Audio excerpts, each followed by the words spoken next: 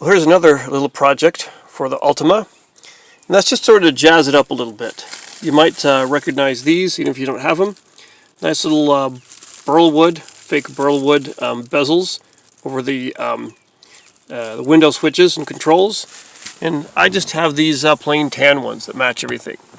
So I thought I would like to try and get some of these, and you can look around, find these any place.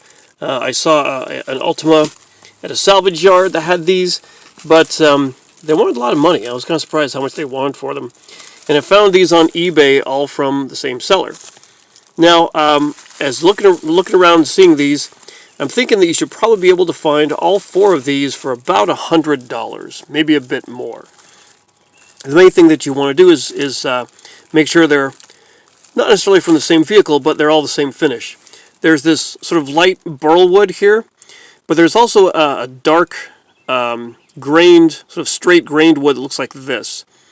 And those are the 2 I've seen for this model of Altima. So whichever one you like, find a matching set. This came from one seller, and I'm guessing they probably all came from the same car.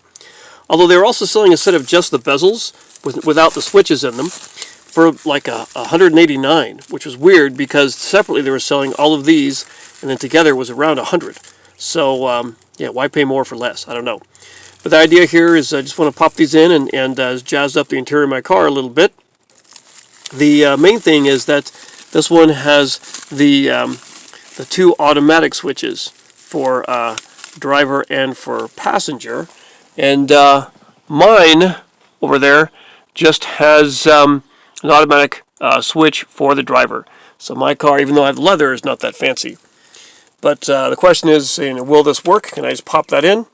Or will I have to take and use my existing switches? So let's see. Now all of my window switches are working, so I don't need to do anything there. Although I do have the option of, switches on the new ones. The real question is, what's going to happen here if I just have the one automatic one? So we'll see there. But anyway, the thing to do is just to start taking off these panels. And there are plenty of tutorials on the internet about how to do that. You're going to start with this armrest here, and then just kind of pop it off. Get your usual kind of tools for removing panels, or even a screwdriver, kind of pop that off. So we're going to start popping this one off here, and then get to the bottom, and then pop this off from the bottom up, and just see what I have to do. The one thing in question is going to be this switch, because it has the the most right here, and the question of without the other automatic window switch. So am I going to be able to use the ones from the other car I got, or will I have to just swap out and put my switches in that other bezel? So we're going to see how this is going to work here. But to start off with, let's start getting this up, and just start popping it up. Very simple.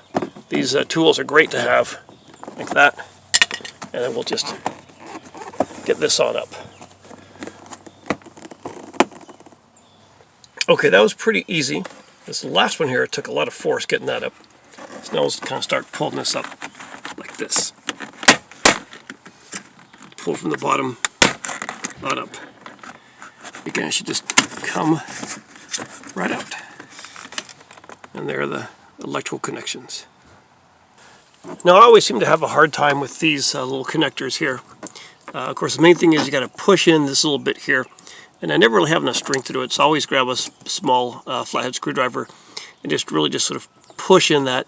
You have to push in some of these little tabs and push it inward that way, really with a lot of force, and sort of wiggle this out.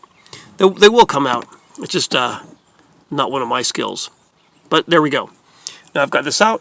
I can pop in the replacement one, see what happens. And we see the lights are on.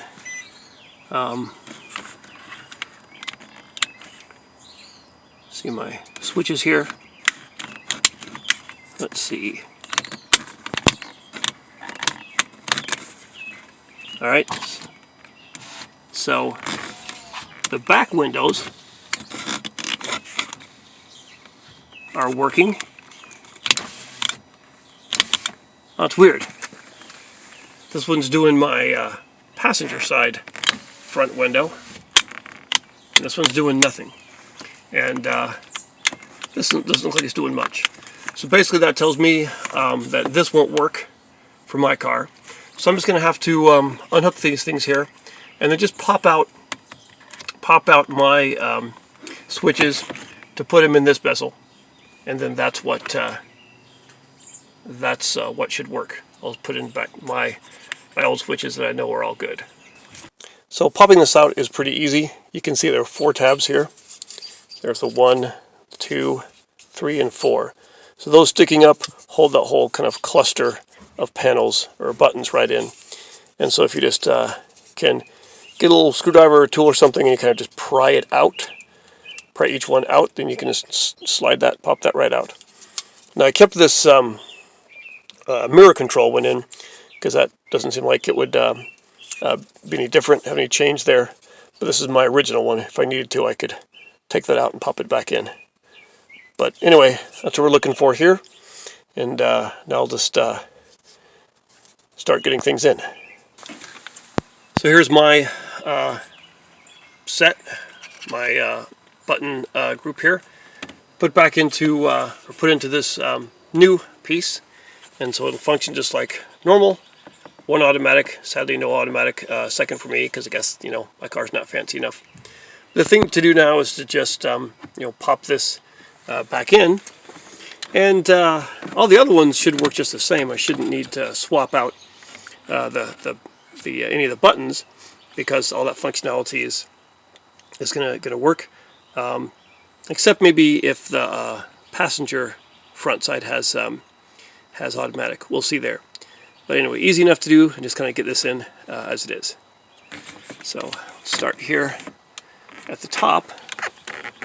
See how that engages right in there? And then just work it back in.